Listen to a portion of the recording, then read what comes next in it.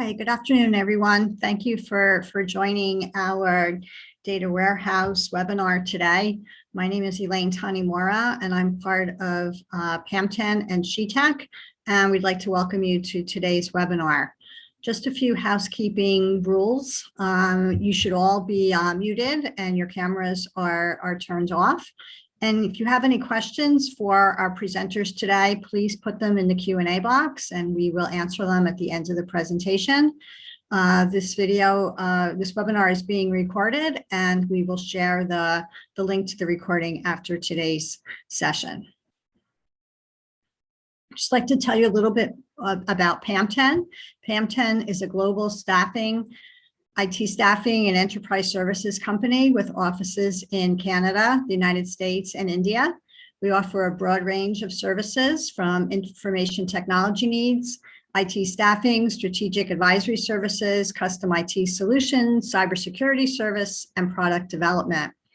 SheTech is a nonprofit that was started by PamTen, whose mission is to increase the number of women in technology roles. So for anybody, women in college through changing careers and everything in between, we have mentors and trainings to assist you in your career goals. So check out our websites, pamten.com and shetech.net for more information. And with that, I'm going to turn this over to Sujal and Sachin, who will be our presenters for today. Thank you. Sure. Thank you, Elaine, for that introduction. And hello, everyone. Welcome to this webinar. My name is Sachin Tiwari, and I carry around 17 years of experience across various roles in the IT industry. I've handled multiple projects across multiple domains. And, with having said that, let me introduce my colleague here, Sujal. So, Sujal, if you could introduce yourself. Thank you, Sachin. Hello, everyone, and good afternoon to all of you.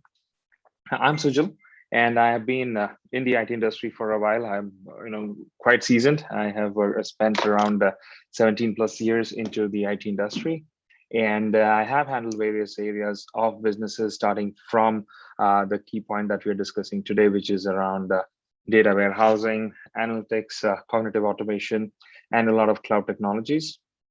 And in over the last 17 years, what I have understood and found in terms of these technologies is something that I'm trying to share today and also in our previous and subsequent webinars.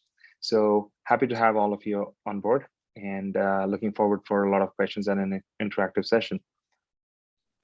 Thank you. Thanks, Sujal.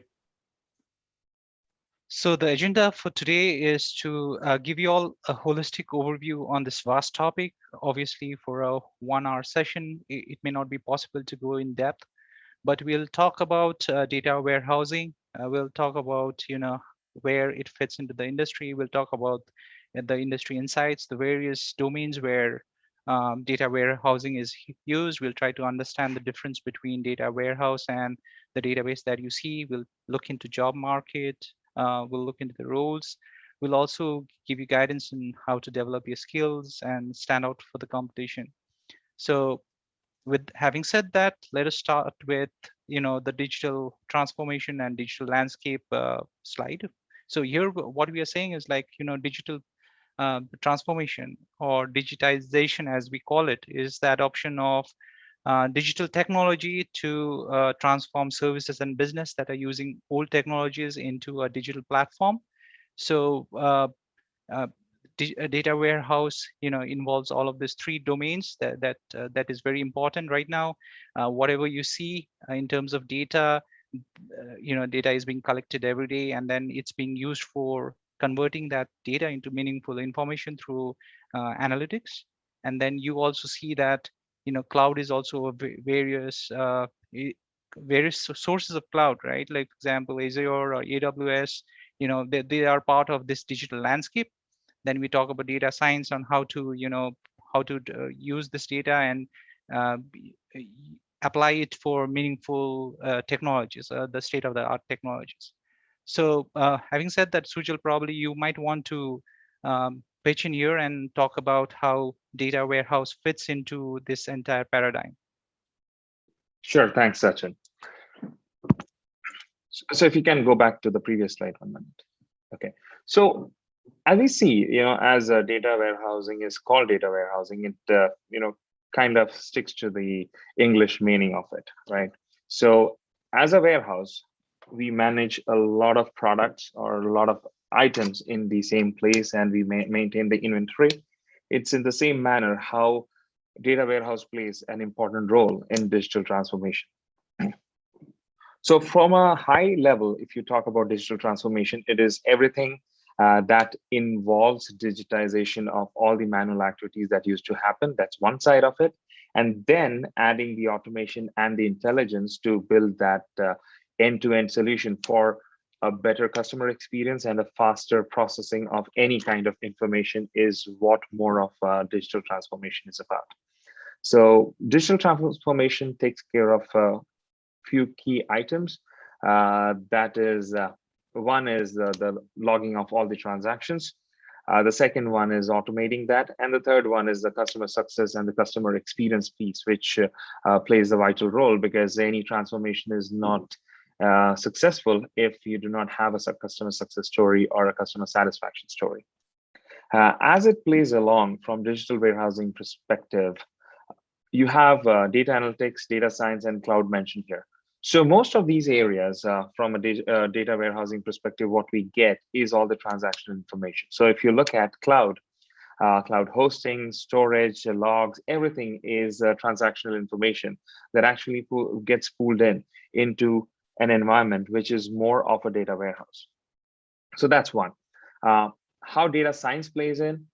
Data science would help us in identifying self-driven analytics. It can help us giving the AI enablement to the data or to all the information that we are collecting from those transactions. And data analytics is something, again, data science and data analytics kind of runs hand in hand. So analytics helps us in starting from dissecting data to visualizing it to get a meaningful insight. So if we move to the next slide, we talk here about what is data warehouse. So data warehouse, as I was saying, it is more like a standard warehouse wherein you have multiple sources of information coming in. So that could be for an organization, all the internal system information like an HR system or their payroll system, from their monitoring system for security, for their Windows monitoring, any kind of server monitoring that they run, or if that is from an IT perspective. From other transaction perspective, in case of banks, the kind of ATM transaction, how the users are using their credit card, debit cards, the kind of fraud practices that is happening. So all these are the internal system information that usually pulls into data warehouse. Likewise, if you take to the web applications, so you have a few of them mentioned here. So in today's day, from the perspective of sales or from the perspective of marketing, these are the key areas where, again, a lot of data comes in. Like there was time when we used to have a 2 MB, 3 MB, or rather 512 MB hard drive. It was way more enough. But today, we at our personal level, we use nearly easily terabyte of hard drive. And likewise, every minute there are like huge gigabytes and terabytes of data that is getting populated from various tools. I'm talking about just one tool at a time. So if you look at Facebook, Twitter, or Salesforce, all these are data sources or web source of data. Salesforce, as it says, it actually addresses a lot of CRM activities from a sales and the customer relationship management perspective. Twitter and Facebook is something that we know every day, or we use every day, right? So the information that comes in from there. And then you have kind of unstructured and structured data that would be from other sources like a cloud that is connected through ETL, and then maybe some sort of spreadsheets and flat files from those obsolete or old systems that still there are organizations that do not let go of those. So we do have those unstructured and flat files that comes in. So all that gets accumulated in one place that becomes readable for the newer technologies like visualization and advanced analytics. So that's where data warehouse comes into picture. So data warehouse consolidates all this information from various platforms, bring it to itself, and then it gets connections to the data analytics and data science part of it, so that the latest and greatest technology can work on top of it and can give you the data-driven, intelligent insight for taking or making those right decisions or recommending those decisions. Thanks, Sujal. So you talked about the difference between you talked about data warehouse in general, but from a layman's perspective or from the perspective of understanding the difference between a database versus data warehouse, can you outline some of those few differences there?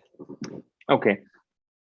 So I'm glad that you asked this question because, most of the folks are mostly it gets confused, right? A database and data warehouse is something, like we kind of tend to confuse. But if you really look at it from a database perspective, it's a smaller set of data, right? And the data warehouse is huge, and it usually has data coming in from multiple sources, multiple forms. So if you look at the use perspective, a database is more for recording the data or the transactional data recorded in the database format. And in data warehouse, what we see is more of analyzing those data. Okay, so the processing method itself changes. So for database, it's more of an online transaction processing, where in data warehouse, it is more of online analytics processing. Okay, likewise, users, if you look at the number of users that you get on databases are like limited. It would be around thousands, but if you are looking at data warehouse, it's unlimited, right? It's huge. You can have huge concurrency, and they still do not fail. They have a good stable rate, but yes, configuration matters. But based on the user base, you can scale it up. Use case perspective, if you look at it, a database is more of smaller transactions, and for data warehouse, it's more on complex analytics and complex queries can be written on top of it. And from the data type perspective, if you look at it, you usually get the real-time information on the databases, wherein you can have summarized historical data on data warehouse. Because usually, if you have a product or a tool that you're using, the real-time data usually hits the database that you have that is connected to the app server. However, on a data warehousing perspective, the database is connected to the data warehouse, and you do the ETL and get that data on a specific interval. So it's not usually real-time. And from a perspective of availability and stuff, it's always, database is something that needs to be available if an app is working. However, you can have a downtime on a data warehouse because it's not real time, and it's not it is business critical, but it's not something that if you have a downtime, it will stop the business. So that's the key differences, or from a layman perspective, you can look at. Thank you. Okay, so let me take these points probably, Sachin, because that would be helpful. Okay, so why data warehouse is a very valid question, and how is a thing that we will address in a later way, later time as we get into all of those slides. But the key reason why we need data warehousing is to make sure that we have everything in one place. So if you have a data warehouse, it becomes easier for you to run analytics. It's easier for you to take intelligent decisions, because all the data that is from your various sources or various applications that you're running, you can get them in one place. It may be we are talking about applications. However, if you look at a retail industry, your supply and demand can be one source, which could be through Facebook, or it could be through Twitter and your the logs that are pulled from the cache or the cookies that you share. With that, they can match their inventory system and then maintain the availability of inventory. So on the basis of, you can do a demand analysis, you can maintain your inventory, and then the same inventory can be pulled off and move to the next level for manufacturing to get those product ready from a retail perspective for sales, right? So that's how it helps in getting all the data in one place. It provides you, as it is something wherein you can have a lot of other tools working on top of it. So it gives you time for all the analytics and reporting that you want to do. So if you are not looking for real-time reports, but you're looking for trend analysis and predictions, the best and the viable approach or viable option is to make sure that you maintain it on a data warehouse. And again, like you have a limitation on databases. You cannot go from it cannot go too big in terms of size. So if you want to maintain archival data or historical data, a data warehouse always comes in handy. And with all this put together, with the analytics that you can build and the kind of value add you get, there's a huge return on investment that you usually get in terms of implementing a data warehouse. Okay, so from an industry perspective, okay, so again, I'm stepping in here, and I will probably give certain examples that would make life simpler for everyone to understand how in each of these industries the data warehousing is playing, right? So these are very high level industries, like you have 6 of them: manufacturing, healthcare, retail, education, banking, and automotive. And again, all of these are something that is we are using every day, right? So anything at our home is related to manufacturing. So we will be thinking, okay, data warehousing from an IT perspective is what we need, but how does it help a manufacturer or a manufacturing industry? So the first and foremost thing that it helps them is with monitoring and maintaining their equipment. So as we get those transactional information, as we get all the details of various instruments that they run in the factories, we can utilize their logs. We can use analytics on top of it, and it can help us in monitoring and maintaining equipment. Likewise, if you are looking at how we can improve customer satisfaction, that's again something that it can help. As I was giving an example, that if you're doing the right analysis of the data that is coming in, the demand and supply, you can have the required supply always available. That gives you a better customer satisfaction, and it gives an edge over the competition to give the right product at the right time to the customer, so that you first is you get the customer, and second one is to retain the customer in the long term.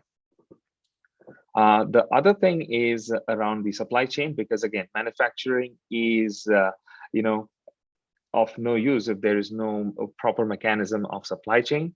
And that's another area where data warehousing plays a vital role.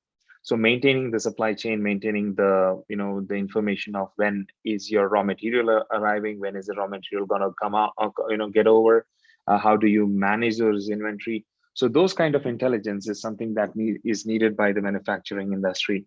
And those inputs and those recommendations are usually majorly used through those transactions that is stored in the databases, on top of which we have the data analytics working. Then we have certain areas like enhancing the inventory process, improving the production process, how or what the amount of time you have to spend in terms of producing certain things, and then doing those time and motion studies to improve that production and saving the cost for the manufacturing organization. So these are few areas there where in terms of manufacturing, your data warehousing comes into picture. Likewise, if you look at healthcare, right?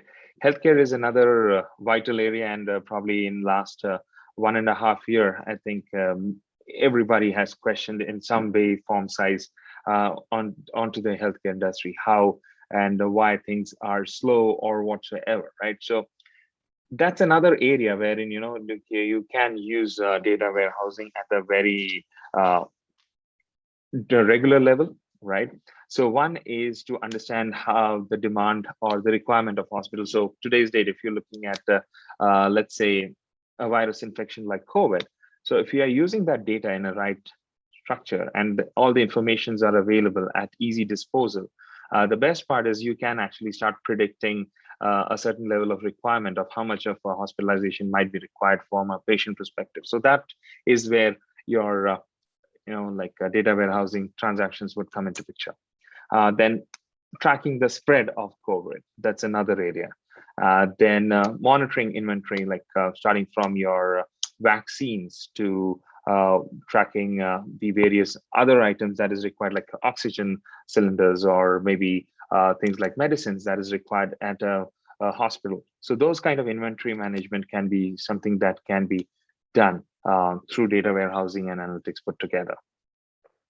Retail, I already gave example, but still I will dwell more on the inventory part and the marketing and sales of it, because in retail, this entire data warehousing with data science and data analytics plays a very vital role.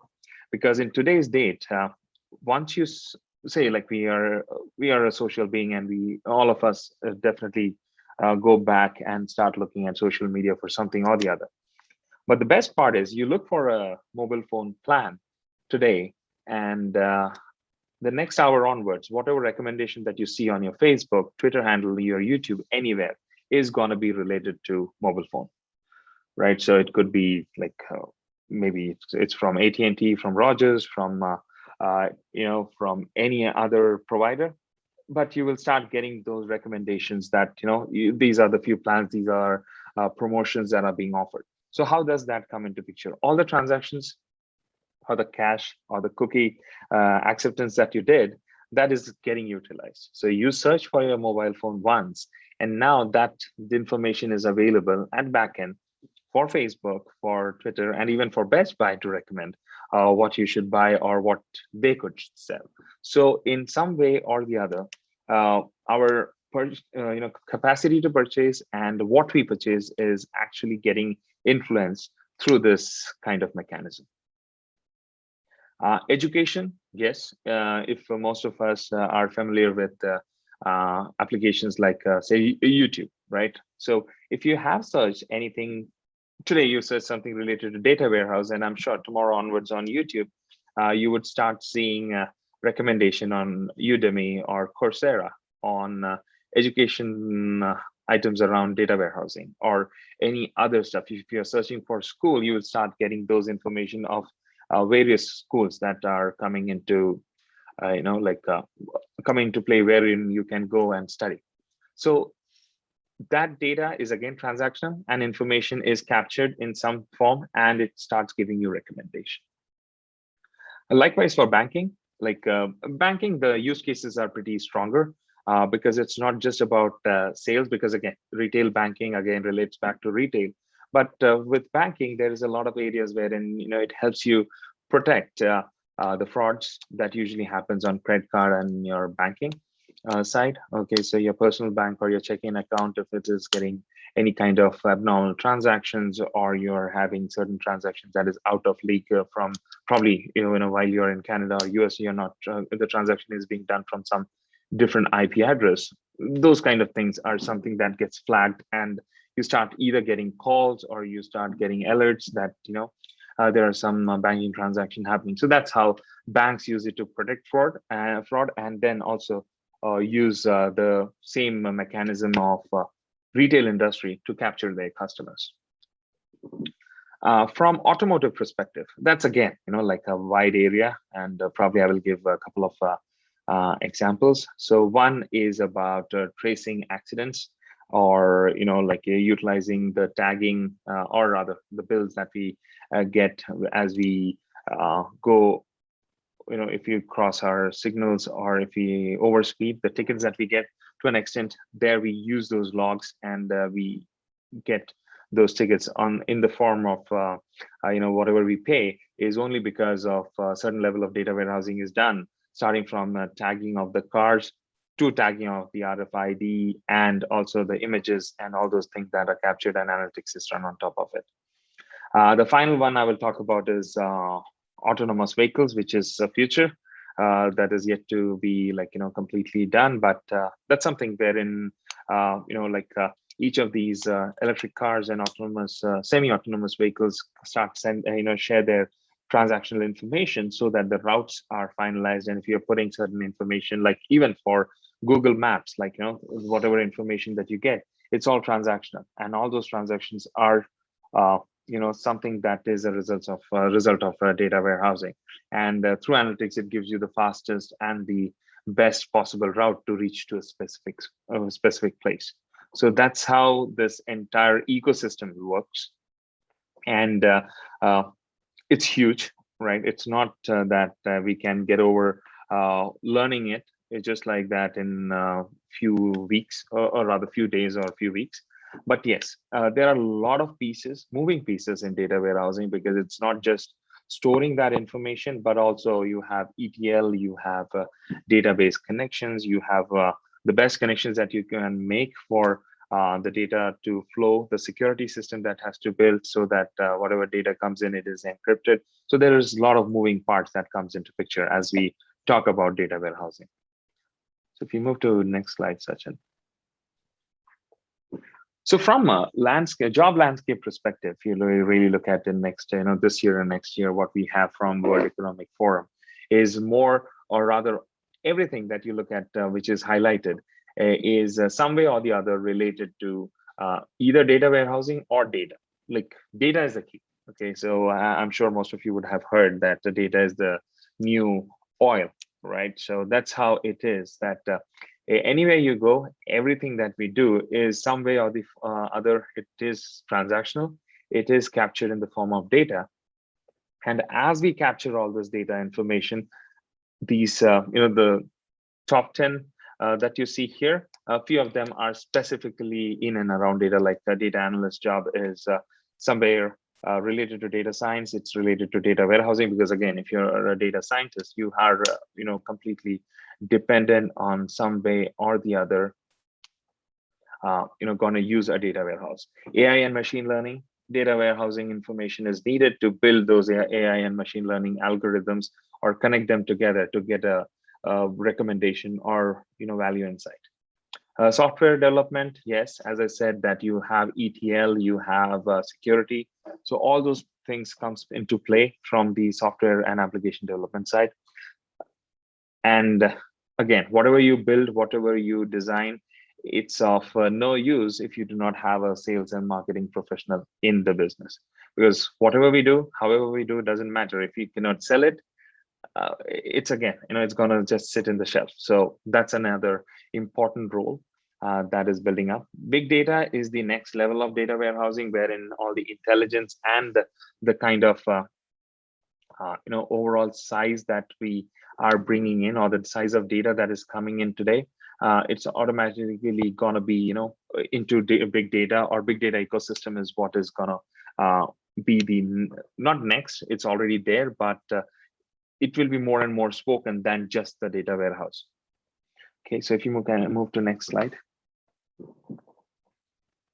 I'll just take a pause here and check if there are some questions that are coming in. Okay. Okay, so there are some questions. Probably we can take it at the end of the session. Yeah, I think I can answer the question that Dan has here. So, data warehousing is historical or in real time. So data warehousing is more of historical. Okay, so if you talk about databases, they are more real time, and data warehousing is more historical.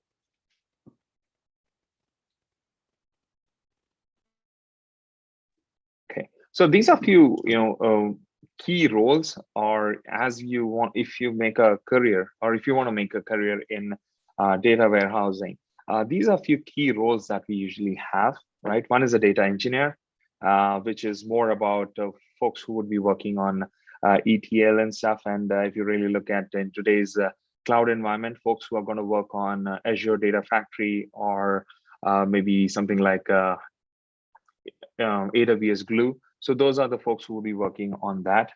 Database administration or database admin has been a role that has been around for a quite long time, starting from the days we have been using any of the database management tools, and it is going to continue.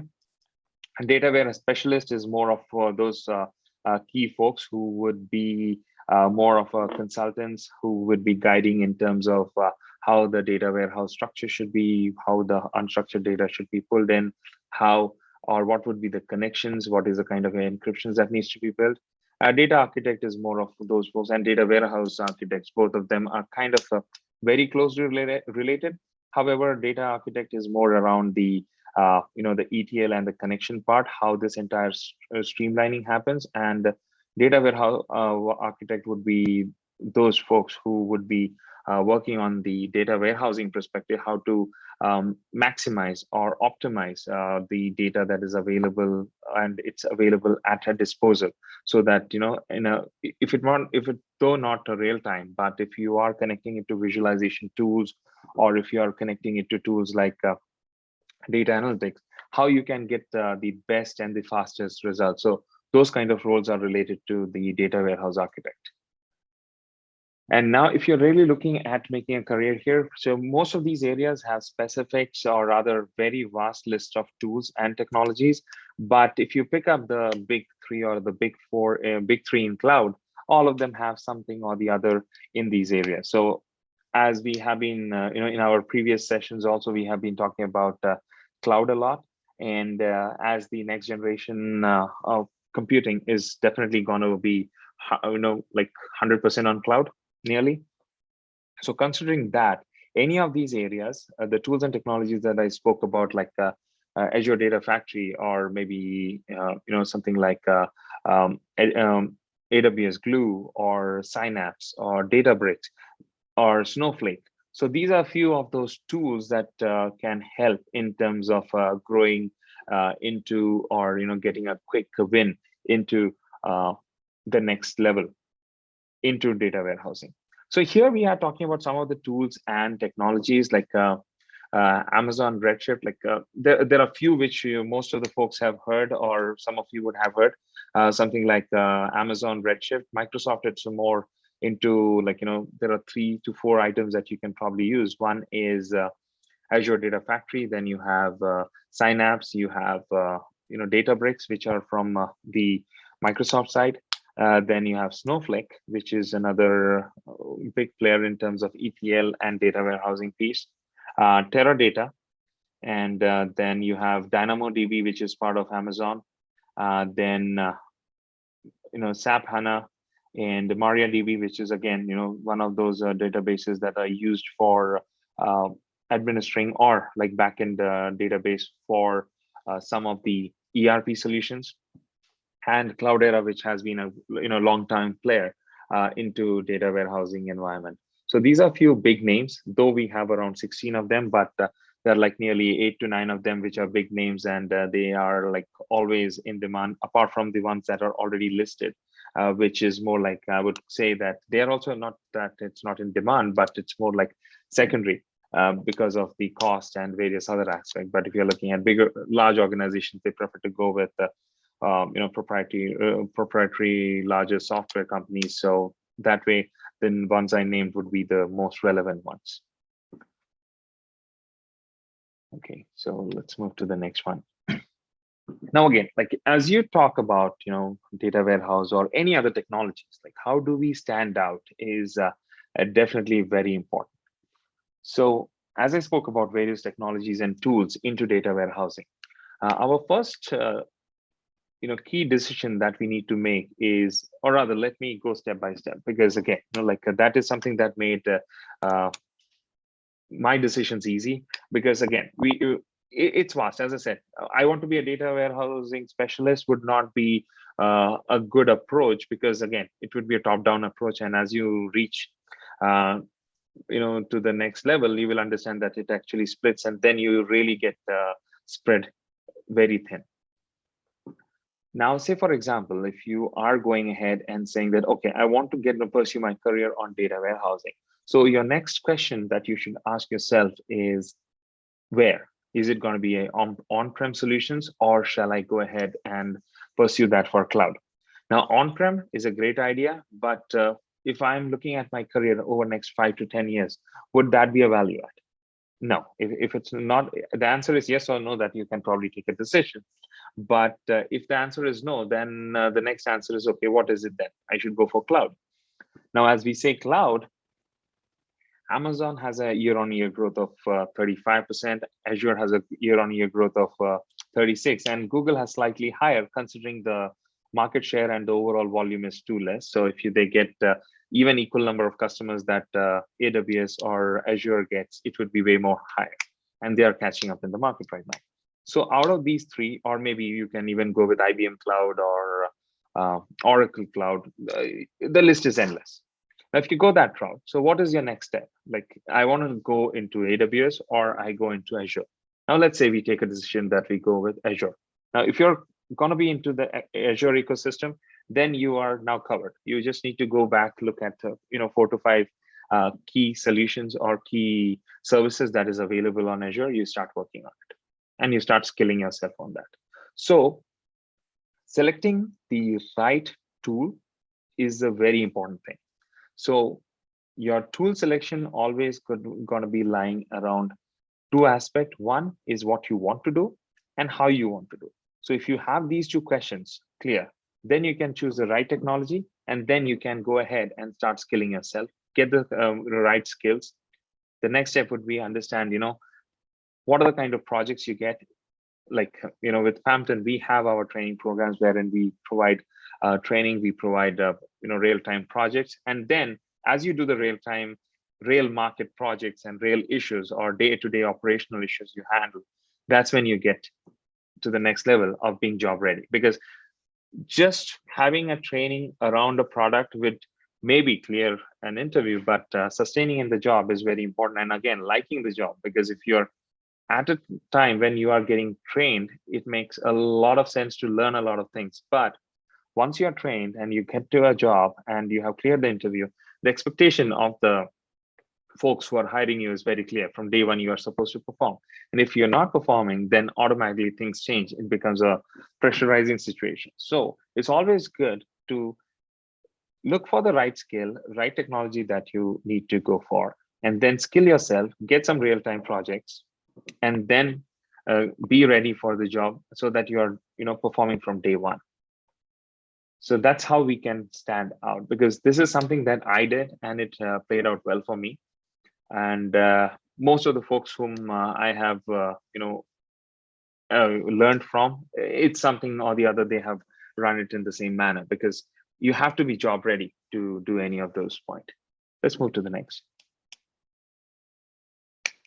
Okay. So then, as we were talking about, how to have a right skill, how to be fit for the job. So likewise, you have to research, like the questions that I was talking about is part of the research. Then you need to understand the demand. So you have the list of jobs that are in demand in the next 2 years. So obviously, if it is in demand for 2 years, it's going to continue for at least next 4 to 5 years. That's how the job market is going to be. Maybe like, technologically things might slightly change, or maybe you will have improvisation on the tools that you work, because every second month you have a new release coming in. But your demand analysis is very important. Understand what are the key skills that you require. Like if you pick up ETL, right? If you're picking up ETL, if you're picking up a specific technology, you have to understand what is the backend codes that you have to write in. Are you good with that? Right? If there are tools that needs to be, you need to write codes, it might not be. And if you don't know coding, it might not be the right skill. So you might have to look for an alternate option.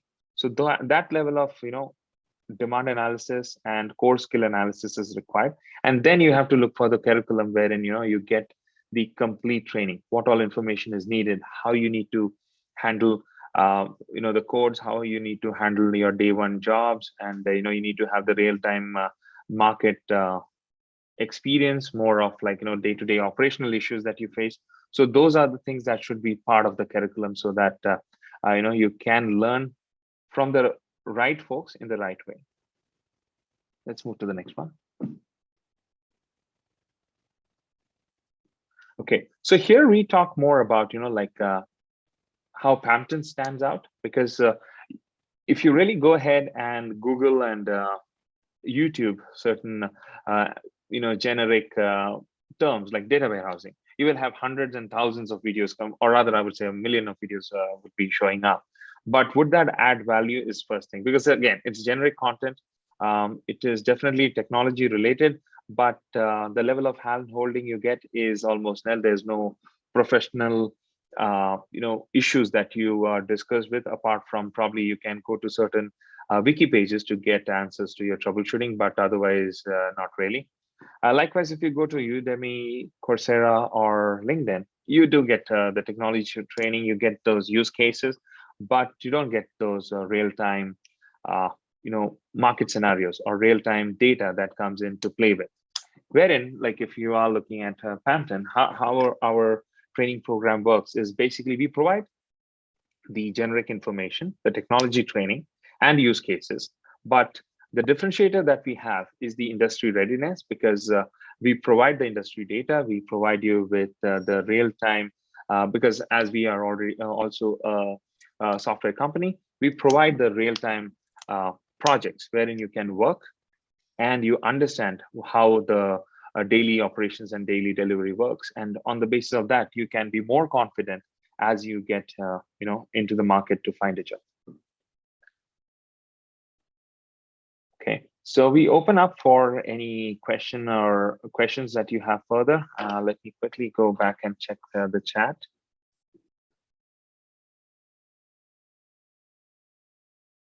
Okay, so, and I think you had another question that was technology skills, not all of them. Okay, so I know it was an overwhelming list, but not all of the skills or technologies are needed. You can just choose a couple or maybe the key area and then start working, because being a master or even jack of all those 16 would be not an advisable situation.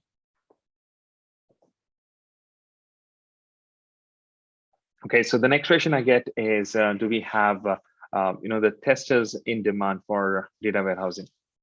Yes, testing is definitely needed. As I said, there are a lot of scope or a lot of other areas, not just the data, but you have other areas wherein you have security, ETL, and the visuals and all that needs to be tested. So their testers play a key role. Data warehousing, again, you have a major area of testing that needs to be done. That is the source of truth, which could be a database or maybe another tool from which you're pulling the data. You need testers who would be matching the data that is coming in. So it might not be a regular activity, or might not be something that you do way too much, but still, if you really look at a certain tool getting updated and then the data starts coming into the data warehouse. And again, in today's date, if you have 100 data feeds coming into data warehouse, 100 tools will have average 200 releases in 6 months. So definitely a tester's job is important in that area. But yes, you have to be in line with the technologies like Informatica, or things like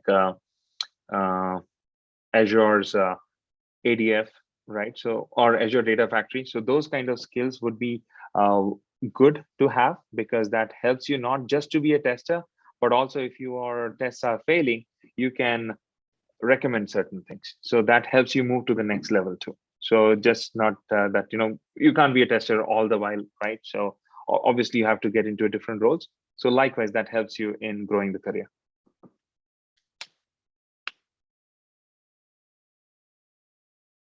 Okay, so I see another question, which is more about how we can switch from a database administrator to a data warehousing specialist. So there, it's not I will not call it a light switch, but it is fairly easy. Though there are certain things that you probably need to understand in terms of the complexity of data that comes in, but it is fairly easier to move from a database administrator to a data warehousing person. And I have a couple of my previous team members who have moved into those kind of roles. Even the previous question was around testing. We did have, I had a complete testing team who used to do all the tests for all the data that comes into Azure from various data sources.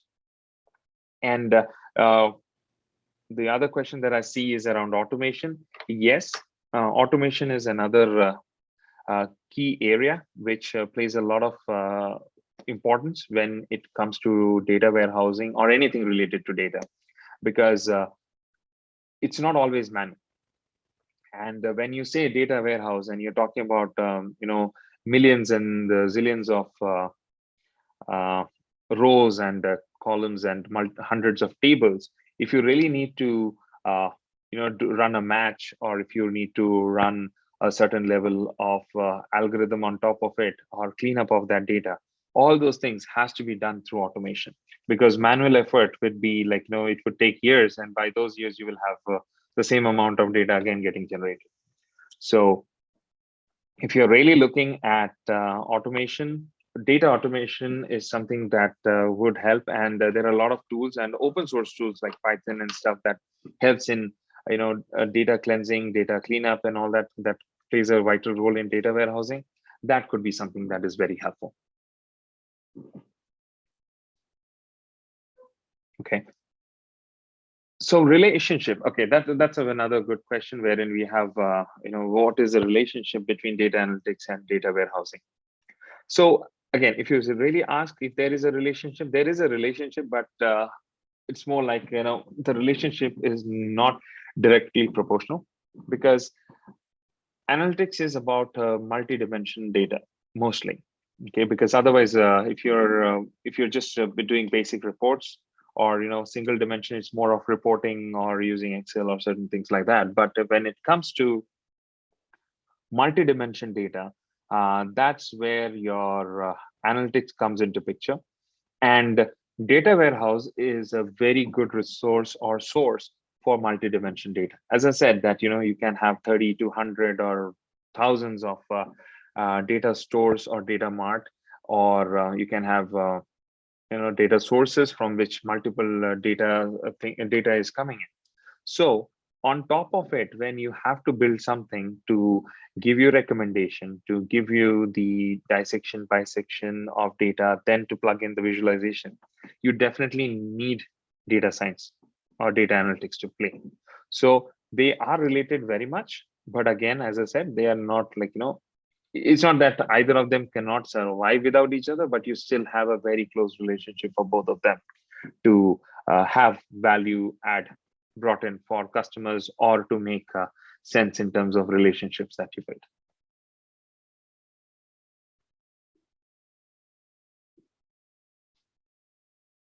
Okay, any other questions?